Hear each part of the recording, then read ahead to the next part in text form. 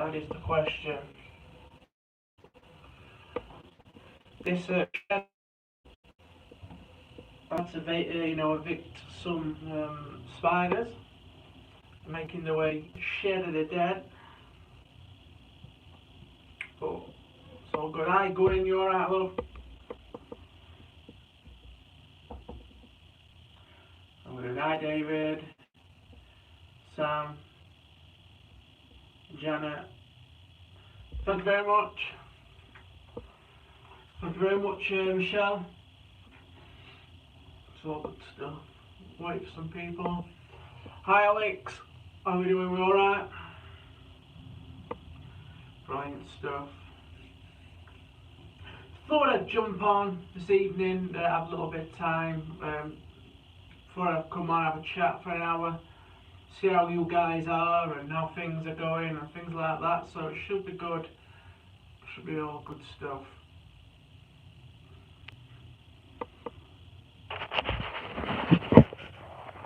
Thank you.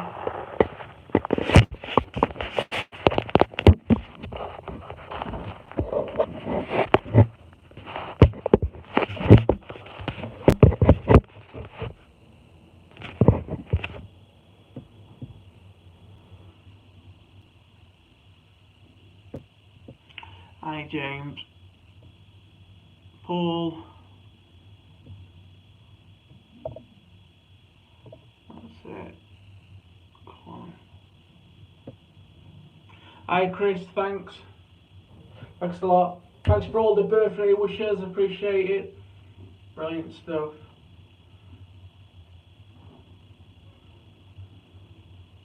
Really appreciate everybody jumping on.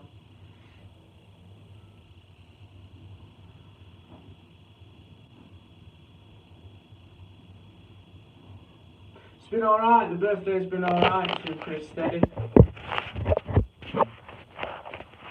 Not anything too drastic.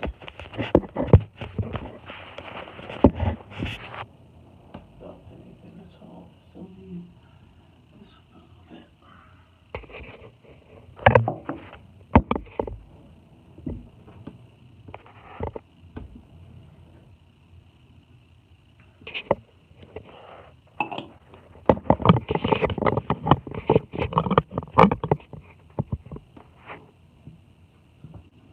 I'm in the shed of the dead yet, this is where I am. Right, how are we all doing then, guys? Are we okay? Are we alright? Good.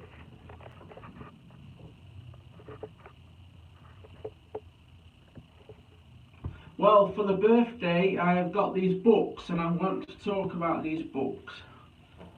I've got, might be inverted on your screen, but it's called Ghosts and the Spirit World, which will be a good watch. The next one we've got is Paranormal Encounters of Britain's Roads. It has got the stop switch bypass in here. I'm not mentioned, unfortunately. I thought I might have been, but no, I'm not in this book. But it does mention the stop switch bypass, so maybe we'll have a little read of that. I've got the equipment as well, so we can do a little bit, investigating with the clown and the doll and things like that. So we've got some stuff. Got Yorkshire Witches on here, which is good, interesting to know about the witches around here. It's even got all the names in as well,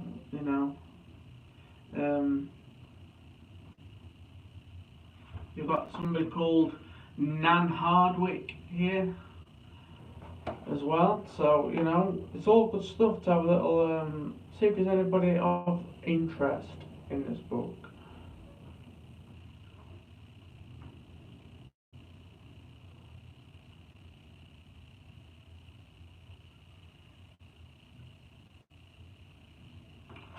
So it's got a contents page where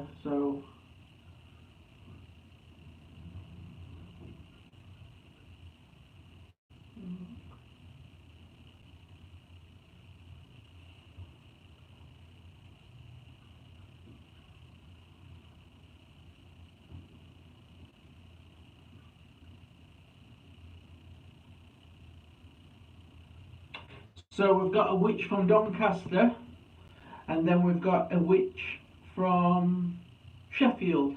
So we'll take a look at them. Famous witches from Yorkshire. So Doncaster and Sheffield is in this. So that's interesting. Let's see what roads are in this. See if there's any local roads in this.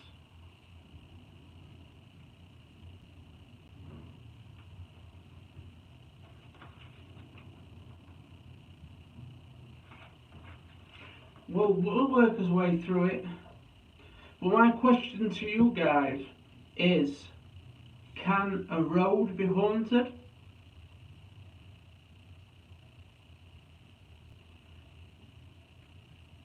Good question. Can an actual road be haunted?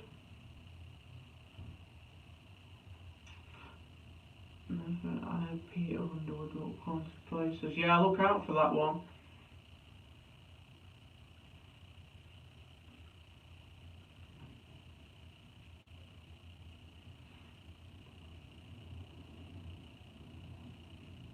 So Michelle thinks that a road could be haunted. It's interesting, you know. Or is it the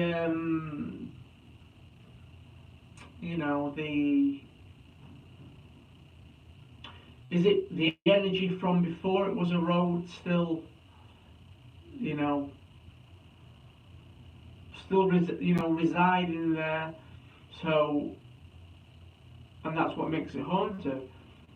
Anything about holding of memories brings haunted. I suppose it's possible.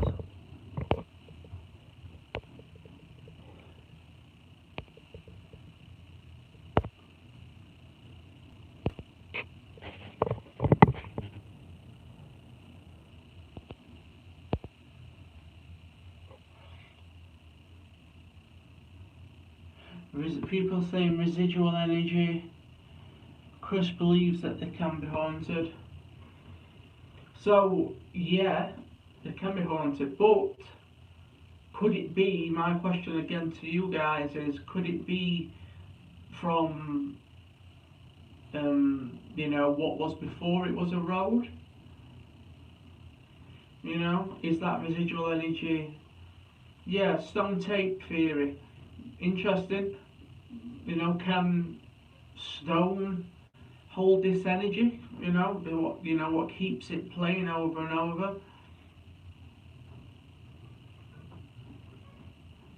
It's all good stuff.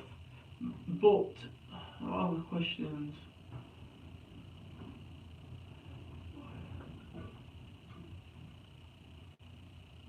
My next question, a road could be haunted, yeah. Has anyone had any experience on being on a road? Have you ever been on a road and experienced anything jump out at you, or anyone, any strange sightings, what you've seen personally on a road? That's my next question to you guys, who may have been driving on the motorway or some stretch of road. What is your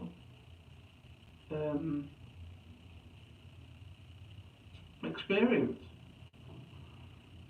So I just wait for that. I know there's a delay. It could be Claire's row. It could be from when some kind of land or building before became haunted, before the road had been. So Chelsea's road. I mean, if the area is haunted before the road, it been pretty interesting, should I say?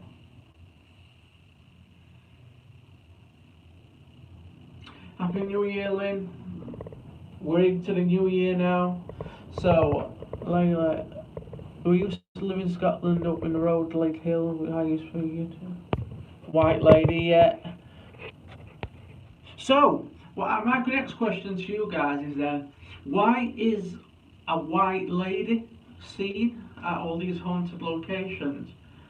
Tell me your thoughts why a white lady is always seen. Do ghosts appear in white? Is that their appearance? You know? Chris thinks a spirit can travel anywhere. That's a good question, Chris. We'll keep that. We'll keep that going because I'll use that in a minute. Did you ever saw a little demon walk on the road? This is zippy. Yeah. You know.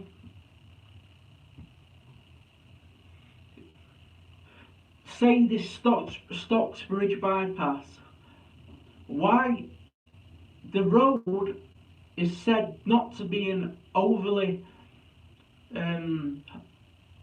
rough, hard road. You know, people do say it's like a difficult road to ride down, but it's the worst for the deafs. A lot of people die there. So, is there something happening? Some presence which is causing drivers to drive, recklessly or anything like that, or just for the steering wheel to give up, or any negativity.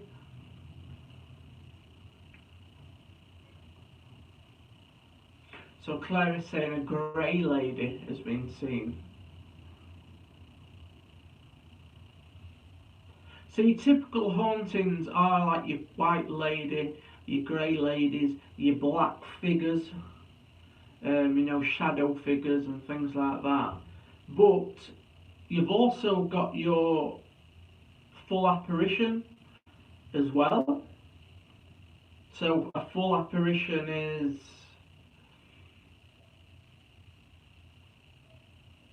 like me, basically, just here, but I'm dead. But you are seeing me fully, a full figure of somebody. So that is that's a haunting as well.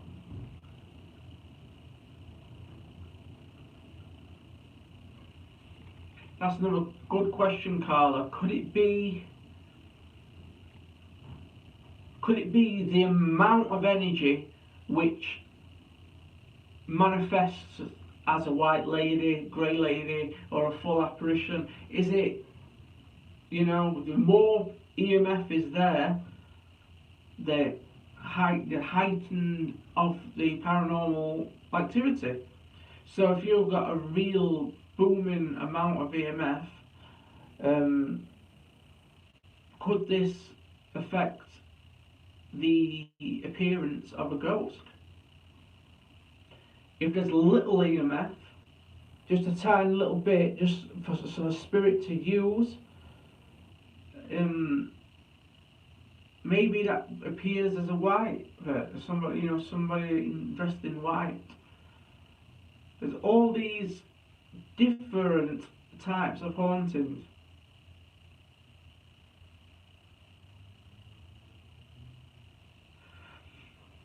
So John is saying that in different places, a spirit appears in a different way. I watched a good program on Amazon Prime. You have to rent it, but there's a series of films called The Blackwell Ghost, and you've got this episode, like you've got film number 1 to 4. The guy has put them on to rent, but I've been renting them and they are really good. I'm a little bit like that if it is actually real, but the guy has gone and put a lot of effort into research, and but the evidence is showing, I think, is a little bit fabricated, but the work is done to make these films. You have to you know, tip your cap to them, because they are good. I mean, it's up to us as watchers to believe if they are actually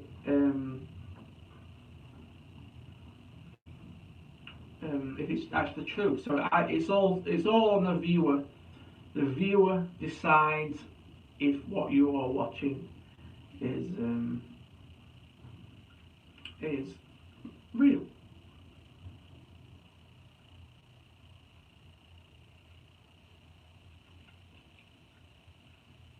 So my girlfriend said she saw a woman in the bathroom. Yeah, I've heard that a few times as well about bathrooms as well. That a lot of hauntings appear in the bathroom. Um, is this because there's a mirror in the bathroom? Is this some kind of portal to bring these spirits forward? You know, I've heard bathrooms as well. So, if you're in a house with, you know, a normal house, 2-bedroom house, which room would you say would be more likely for a ghost to appear? You know, is it the bedroom? Is it the bathroom? Living room? Or could it just be anywhere in the house? Or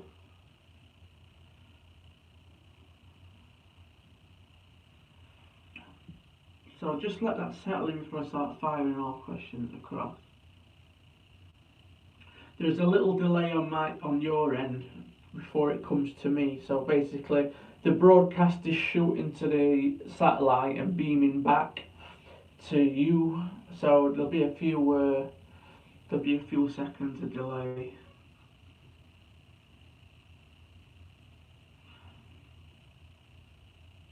So Rowan is thinking bathroom or the kitchen.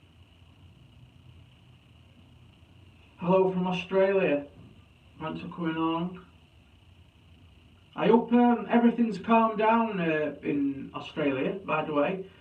Absolutely heartbreaking what's going on. It absolutely, it's destroying me. I just can't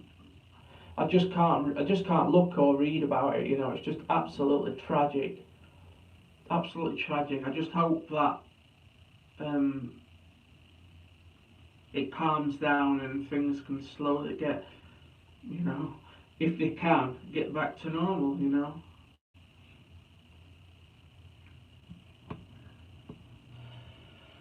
Anywhere in the house, had a little so calm, had a little ghost show herself for me. Yes, ghosts as well as children, that's another one.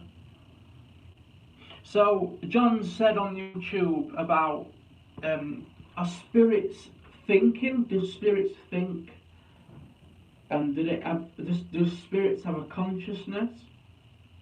I don't know why I'm holding my head like this, but can they, if a spirit is haunting, so like say, so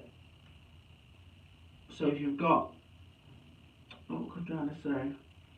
If you've got a haunted house and there's a spirit in it, is the spirit, you know, thinking? Can a spirit think?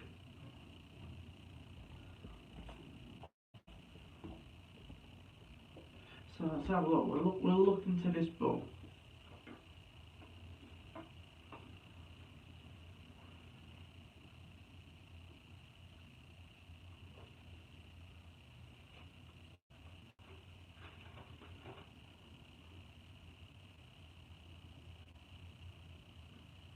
So chapter 6, Living with the Dead. Okay, and that's on page 225.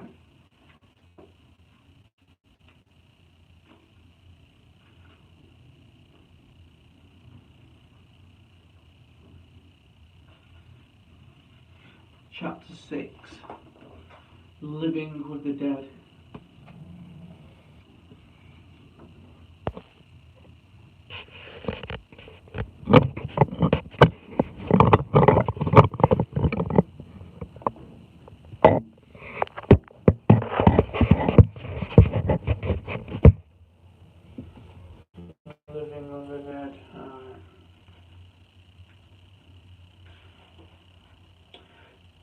this is the opening of the chapter.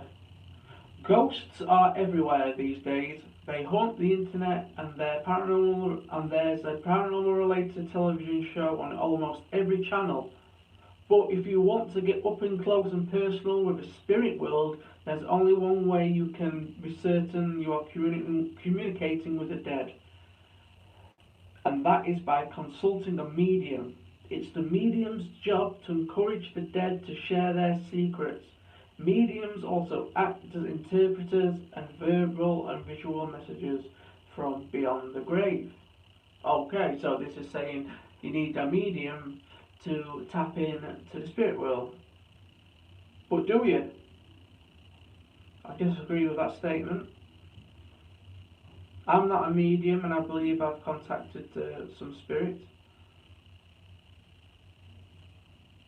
You know? So how do mediums discover their abilities and develop the talent to tune into the spirit world at will? How do they overcome their own fear of communicating with the dead, and most importantly of all, how can they tell that what they see and hear is real and not a figment of their imagination? That's a good statement. Does a medium have an overactive brain? Or does a medium actually possess the ability to talk to the other side?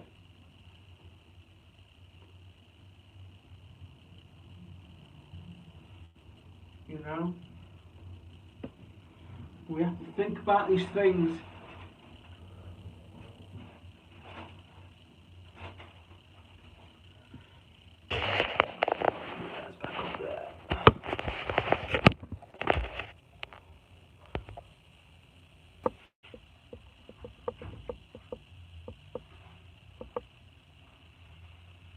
You know, is a medium, are there any legitimate mediums out there? You know? And if you do know, let me know. Not mentioning, we're not turning this into a slanging match or anything, but if you personally think that person can, because we don't know, do we? We don't know, you know, what this person is telling us is correct. We don't know. So we're only putting a lot of our hope and our faith into a medium who's contacting a loved one, or, you know. I mean, you get Derek Cora, God bless him, rest in, you know, was he a legitimate medium? Because we don't know ourselves. So it brings us back to the ghosts being real. It's us what decide if a ghost is real or not. We are the people. We are the people who put our faith in.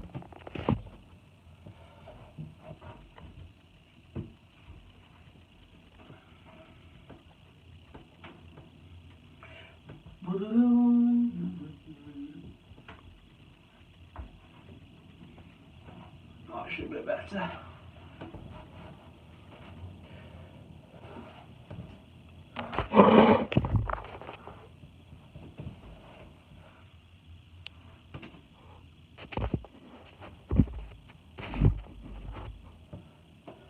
So my next question is, can a person who isn't sensitive to the spirit or can communicate with spirit, can they learn?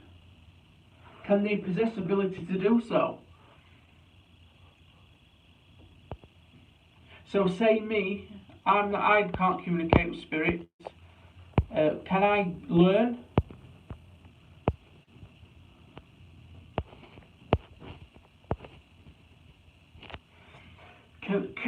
can I learn? Can I go somewhere and learn to be a medium?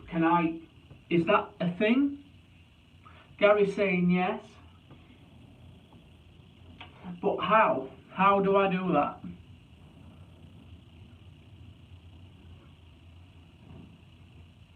How does one tune in to that side of things?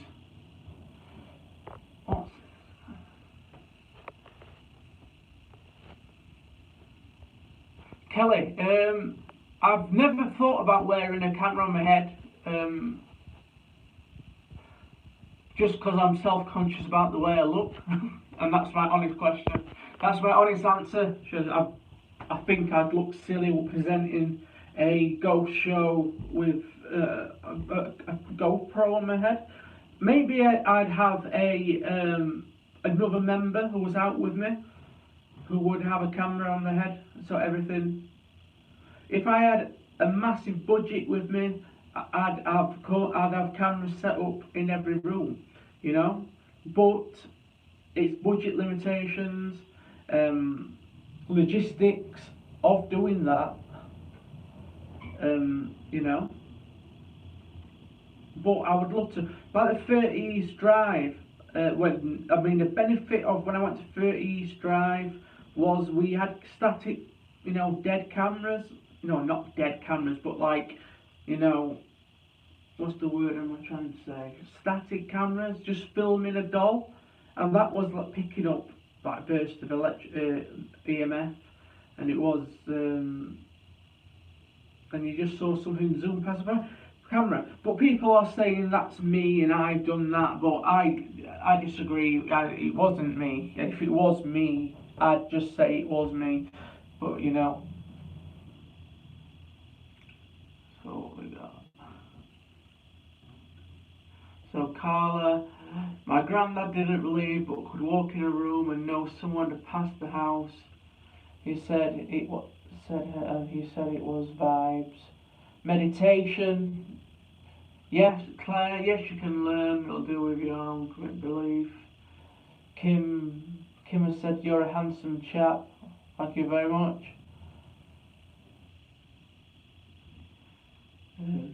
Rowena's gone to a spiritualist church. Another question for you. Bit controversial, but should a paranormal event be charged for? Or paid? You pay a ticket fee to get in.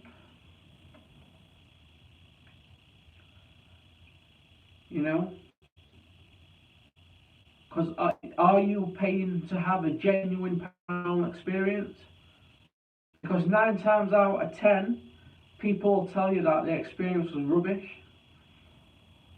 Because people are going in wanting to be scared, spooked, whatever, and that's not the way you're going to do it.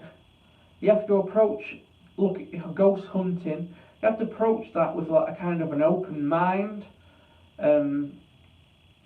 You can't just go in, I'm going to see a ghost today, and I've paid my money and I will see a ghost today.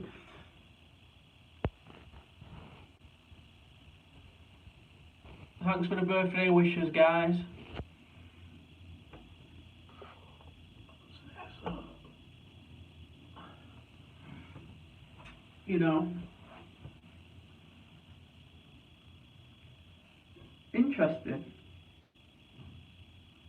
Interesting.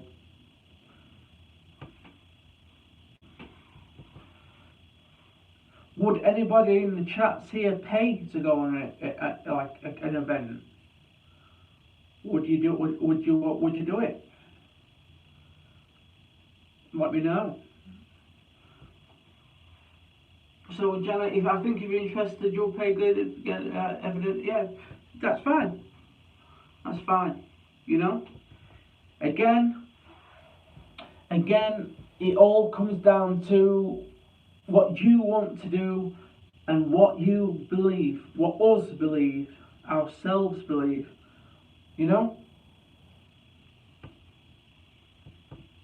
Carla said, did come to my event. Well, we only can see what's going to happen. That's exactly right, Layla. I believe, and it's the way I would run it, I would run it on a donation-based event. If I was going to do it personally, I would take people out, say about 10 people. I would take them to a legend haunted location. I'd take them to a legend haunted location, about 10 people, and them 10 people would then make a donation with a suggested donation of £5. Seems fair enough to me. That's what I would do personally. But I know that people have got to hire venues, which bumps up the price because the people with the venues want to, boost. You're charging rent for an alleged haunted location. Definitely, Chris, the places to rent are absolutely scandalous. They know they can make money out of this. Us paranormal people who are interested in paranormal would pay. They've got our money. Patreon, yeah, that's a good form.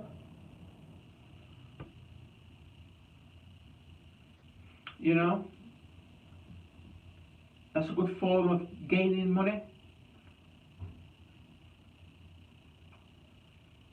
Again, the answer to this question is it's what you want to pay. If you want to pay it, you pay it. And that is the answer to that question. If I want to, buy a new piece of paranormal equipment, it's because I want to do it. I want to ghost hunt because I want to do it. Me personally. So that's the answer to that question. So first, let's read a passage from the Doncaster Witch. Okay, let's find the Doncaster Witch from Yorkshire Witches. Okay, so contents. Where did I read where they were?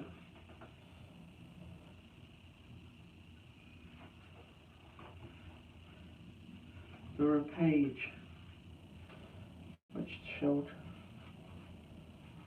Here we are, look. 53 Doncaster.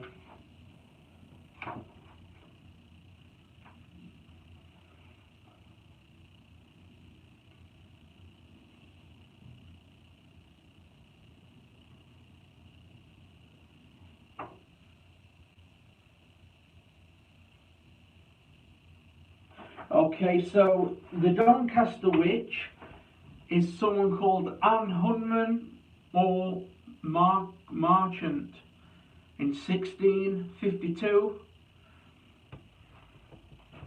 Okay, there's a lot of reading. Often in cases of witchcraft, the accused is said to have cursed the victim to have fit or fits. Okay, so the witch is said to make the person have seizures. So people believe that this person was making people have seizures, but we all know that is epilepsy, don't we?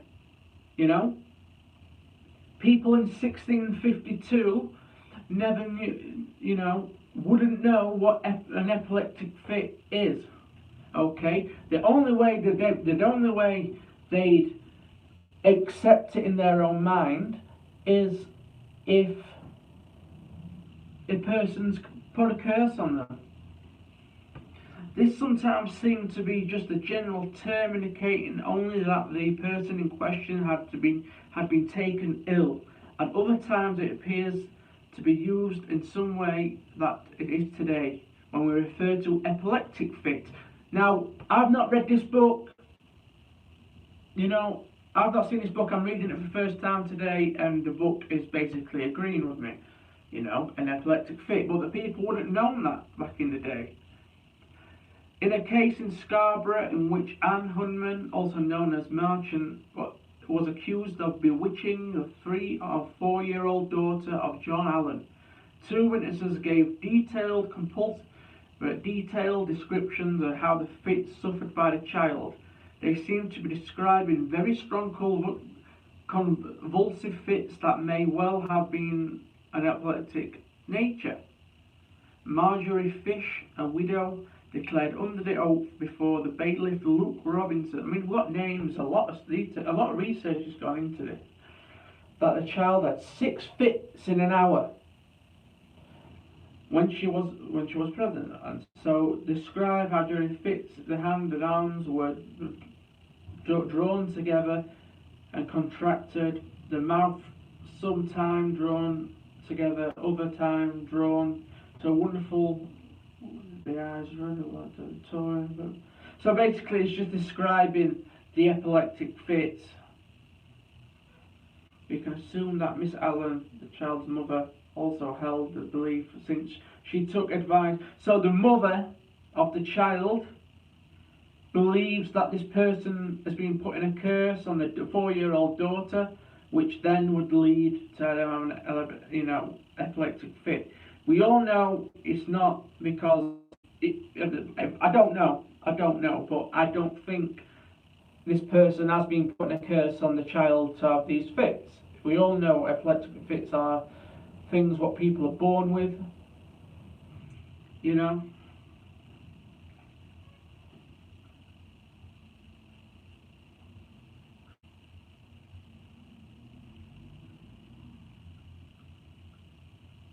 So well, let's see what happened to Anne. So it's basically people are putting.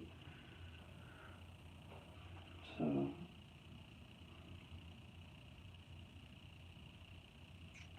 Elizabeth Hodgson claimed although she had indeed cured the child at 4, she was now unfortunately. So what they're doing now, the people are using what they believe magic to cure this daughter. And then this magic is not working, okay? Their magic failed. It gave them an excuse, an opportunity to pass on the blame to another. Hunman, nature being what it is. People like Elizabeth could be pretty sure that the secret of the consultation would not be necessary, be kept, wouldn't be interested in it. Mary, this is what Watson told them. However, Anne, the person accused, Anne Hunman herself, was questioned. She denied having hurt the child by witchcraft or in any other way, and denied practicing any conjuration, witchcraft or evil intent, and receive any punishment within the suppose she was acquitted. So she didn't die, this Anne. They believe that she was acquitted from what they believe the crimes were, from putting. Did you know that that the last person to be, don't quote me on that, I might get it, the last person to be arrested for witchcraft was it the 60s? Before then?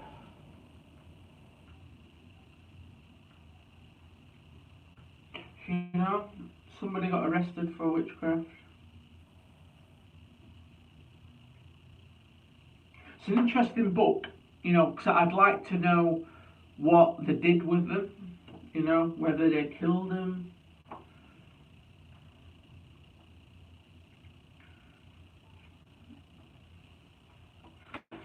So, back in those days, the 1600s, these people do not understand mental health. They do not understand they do not understand. That's the book if anyone's interested. Yorkshire Witches. The people do not understand what these things are, so therefore the person closest to them is a witch, and that's the way it would be. You know, and they did whatever they did. I know down where I am at Roach Abbey, there's a place called the Witch's Drop, where the people from that kind of period would be taken up there and pushed off the top, and if they survived, they would be a witch because they survived the drop, and then most probably would have been hung or executed in some way, and the people that did what died, they wasn't a witch. So us as humans have evolved, to understand. We'll understand what's going on now. So witchcraft is kind of put at the back burner. Like, people are like, oh, we don't want that. We don't want none of that. That's not. Science has proved a lot. Science has proved what an epileptic fit is. Or could a witch do that? Could a witch personally? Roach Abbey is one of my favourite places to go when you haven't got people trying to kick you out all the time. It's alright. There's people down there which seem to think that it's not a public place when just there's a sign what says public footpath. I understand that the grounds of the Abbey are not public, because you have to pay to get in there. I appreciate that, but I don't agree with being told when I'm walking down a public footpath that I am trespassing. Bullshit. That's bullshit. So carry on looking for your people who's trying to kill animals and just leave me alone. Do you know what I mean?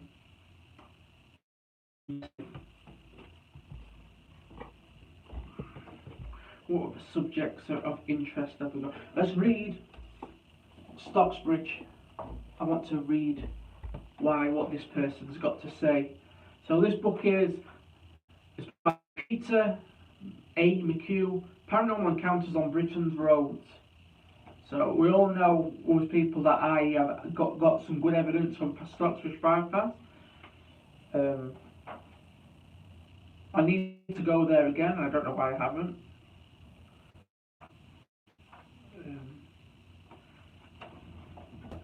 Where's the locations?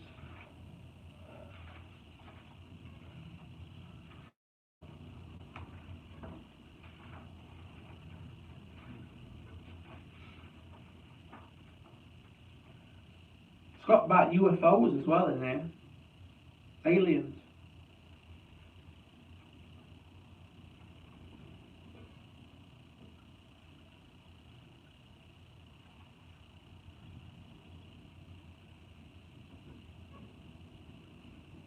Stocksbridge bypass, South Yorkshire.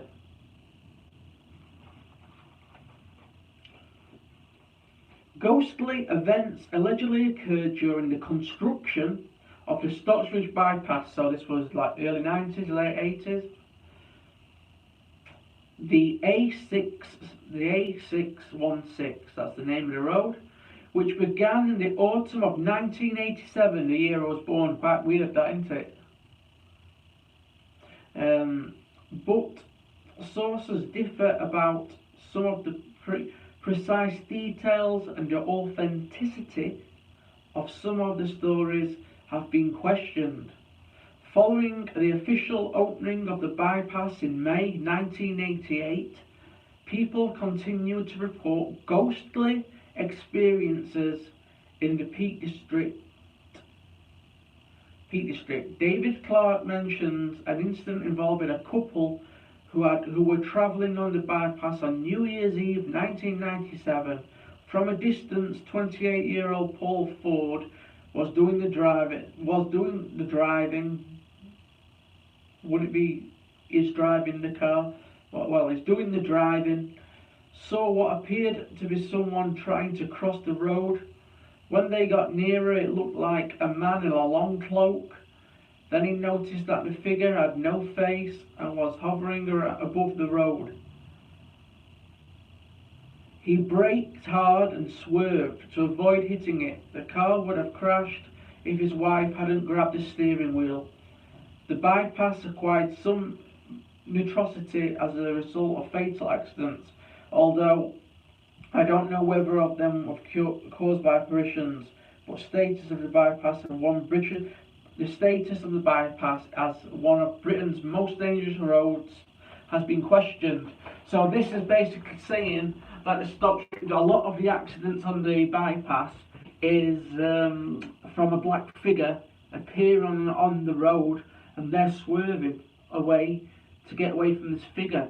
So I've not heard that story personally. I've heard lots of other stories, but I've not heard that one. So that's interesting. That's interesting.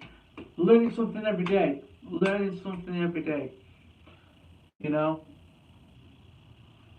Learning something every day. That's the important. People need to read again. We need to read. That's what we need to do. Jules Jackson, top fan badge, I can see. Thanks for coming on and joining in the discussion. Stocksbridge, but it's not they say it's not the most haunted road, so it'd be interesting to read the book to see what Peter, from his evidence, the haunted road.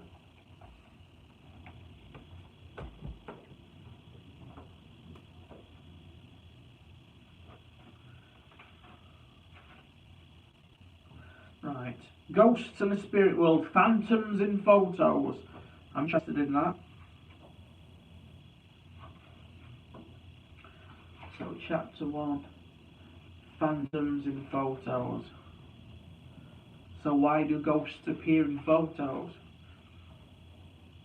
In the second half of the 19th century, the North American city of Boston was buzzing with talk of technological advances that promised to transform into a modern metropolis to rival New York and Washington, D.C.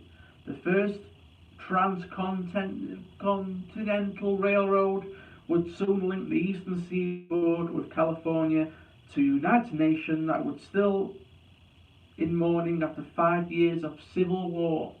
So that's going to be like your Gettysburg and things like that, which is supposed to be a really haunted place. Meanwhile, inventions such as electricity and the telegraph promised a life of faster communication and greater comfort and convenience. Into this headley whirl of progress and exception emerged a new science of photography, greeted a modern miracle in an age still dependent on horse-drawn transport. So we've still got horse-drawn transport, but now we've got photography, which is massive. Sadly, dramatic age from comfort family, many could not accept they would never see their fathers once again, while some people took solitary.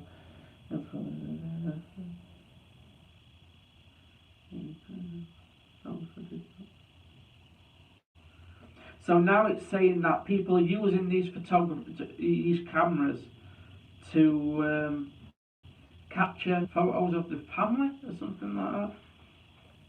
The spirit of loved ones on film. So they're wanting to keep that person around.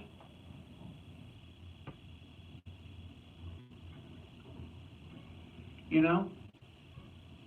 So they're using photography to keep this person. So they've got photography, they're wanting to take photos of loved ones.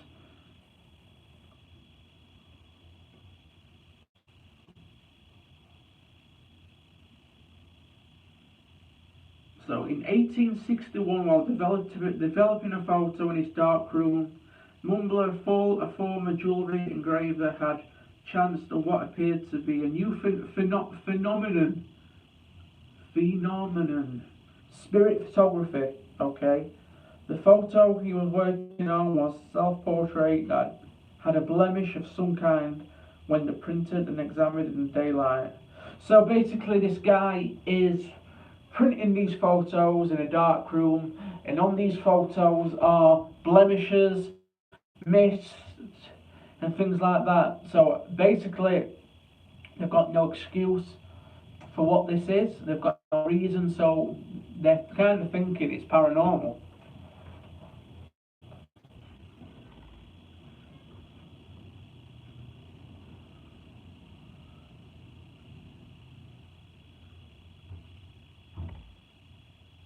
Yeah, so it ends by saying it could be fake, or double exposure on the camera, which a lot of it is, when you to this day, you know.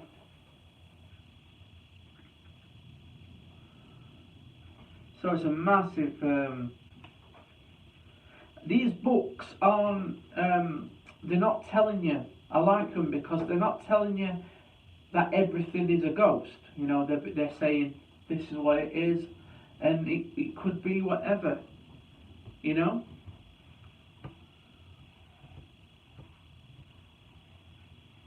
It could be whatever. What other ones have we got? I enjoyed the Medium. Tell me about Medium.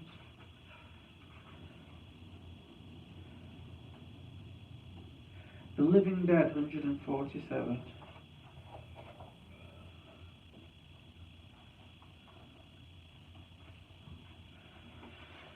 Chapter 4, The Living Dead. Let's see what this says.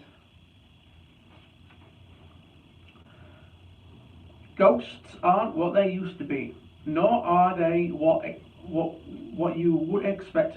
Okay, ghosts aren't what they used to be, nor are they always where you expect to find them.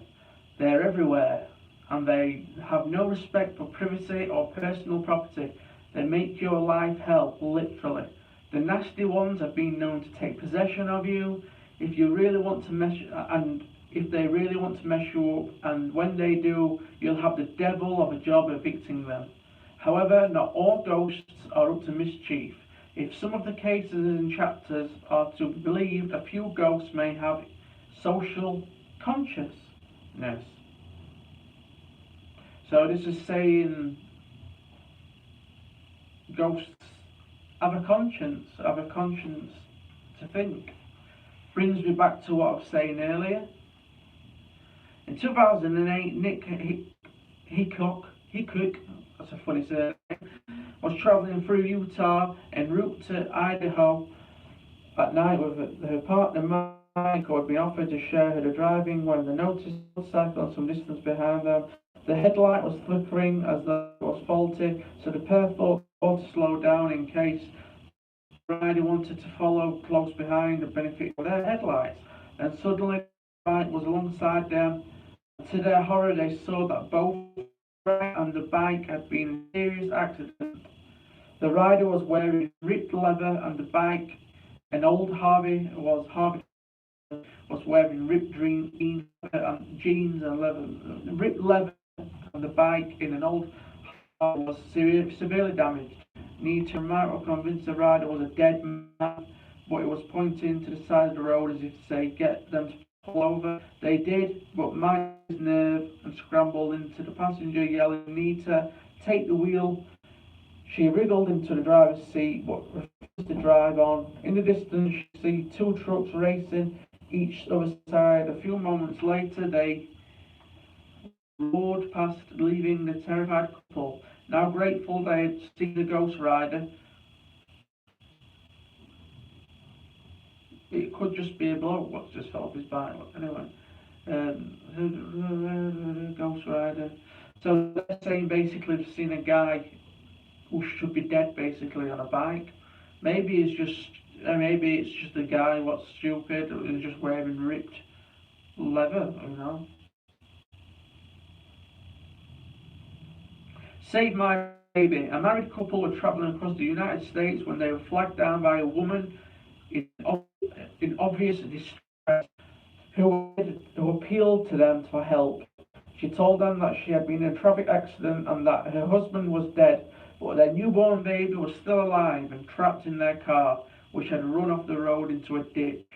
She was bruised and bleeding, so the wife tried to calm and comfort her while the husband hurried to the scene of the accident further on up the road. In the wreckage, he saw two bodies held in their seats by seat belts and found the baby crying in the back. He carried it to the car where he thought the mother was waiting and she was gone. Okay. His wife insisted that the woman had followed him to the scene of the accident but hadn't seen her there. She had left the infant and it was the same woman who had asked to save their baby. Got chills with that. So basically the lady is dead. She's died in this crash. But the guys, I've just seen her, this woman, pleading with the person to look after my baby. Please take the baby, look after the baby. But the actual woman had died. So they was basically seeing the spirit of that woman. So that's pretty crazy, you know? Pretty, oof. That freaked me out. Hello. Come on. Hello, Vera. So Gary's saying ghosts don't have a conscience.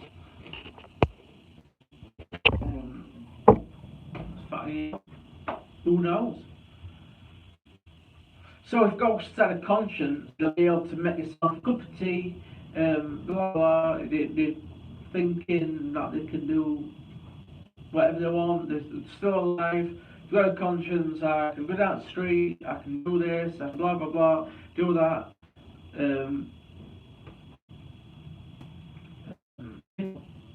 But I believe that if there's a spirit there, they'll be replaying what they did before they died, maybe. You know, just like a film playing over and over again. A tape.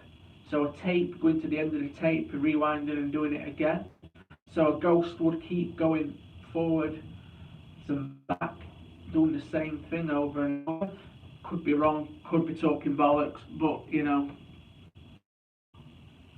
could be talking a load of rubbish. Okay, what do I know? What do I know? So the point of this discussion is that these books are very good books, which I've received for the birthday today.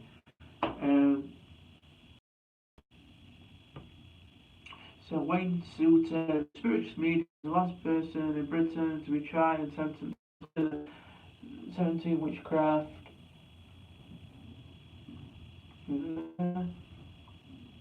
Canada, 18, the daughter of Cabin America, held for Britain, holding regular sentences.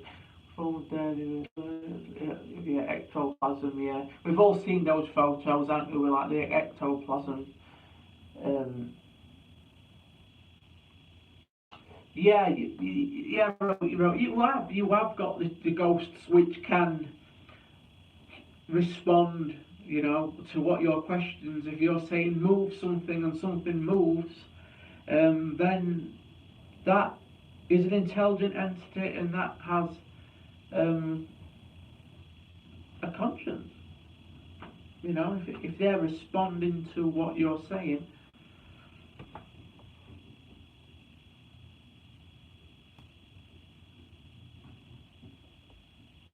You know, all good stuff.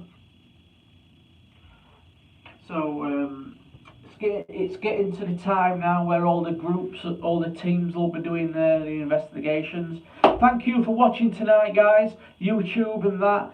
You know, we've done well. We've discussed some things.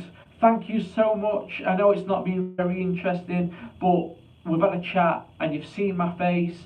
So thank you so much for the birthday wishes. It means a lot. And yeah, I will be back out investigating very soon. Investigating possibly some locations mentioned. Go back to Stockbridge Bridge bypass and look for this black cloak figure which is crossing the road, and record it. Try and get a visual representation of this spirit. It's all good stuff. The books are Yorkshire Witches by Ellen Renison. I believe you can get in the works. Don't quote me on that. Paranormal Encounters, Britain's Road. This has got UFOs and aliens and things. Peter A. McHugh. Spirits and the Spirit World. Paul Rowland. They are all good books. So thank you very much, YouTube. Thank you very much, Facebook. It's been lovely. Been lovely to talk to you. Okay then. No.